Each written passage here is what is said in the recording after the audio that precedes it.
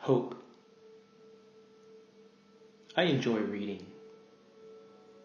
I love to read books that give hope, that inspire, that encourage us to live a better life. But I've learned something in books. It's all a bunch of good advice. They can encourage us, inspire us, and call us to move forward, but they cannot change us. So then you ask the question, why do I even bother reading books? Because I read it and I'm inspired, I'm encouraged, and I feel like, I can go move a mountain. But then real life sets in. But you see a farmer. If he sets out and looks out over the field, he might feel inspired. I'm going to plant a beautiful garden here.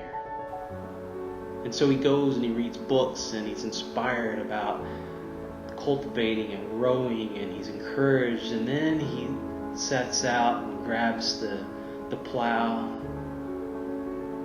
and real life sets in. And he's discouraged, and he thought, those books made it seem so easy that I could do this. And the truth is you can. But sometimes there's some sweat involved. There's hard work. You see, Proverbs 1:20 says, wisdom calls aloud in the street. She raises her voice in the public squares. The answer usually is right before us. And sometimes it's going to require some pain. Sometimes it's going to require to press on, because sometimes we don't feel like it. When I start to plow that field, I'm excited at first, and then it's like the real life sets in, and I'm tired, and I think, you know what? I don't know if I can really do this. But God has put that in you. He's given us the books to inspire and encourage, and wisdom calls out in the streets, and it's right there. The answer is Him, because we have rest in Him, and knowing that we can grab that plow and we can plow those fields. You see, the books won't change you. The books won't cause the field to be grown. But God has put in you everything that you need for life and godliness.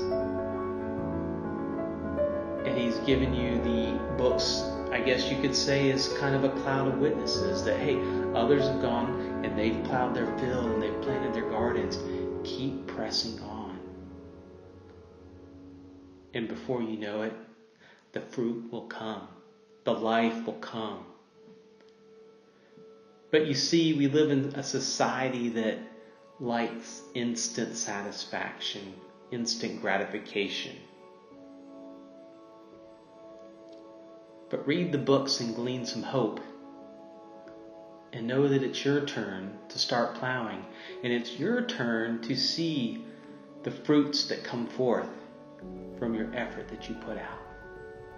Because you see, God has made you, and He's packaged you with everything that you need. And He's calling you to put down that book and glean that hope and set out and plow your field. And together we can rejoice and be glad and see at some time in the future, wow, look, it really happened. Because it can happen to you too. You're not some outcast. You're not, disqualified by any means, because God calls you. And maybe you've been staring at that plow for a long time, but maybe it's time to start plowing and start partaking in the fruits of your labors.